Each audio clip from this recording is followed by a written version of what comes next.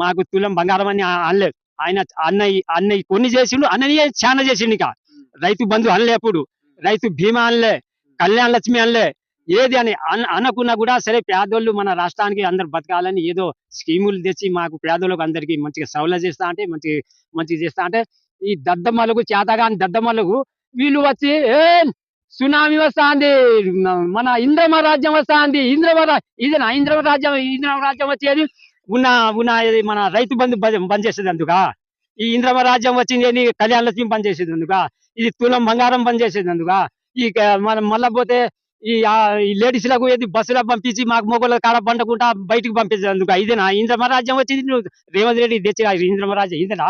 నువ్వు చేసిన నువ్వు ఒక్క పని కూడా మాకు చక్కదనం లేదు.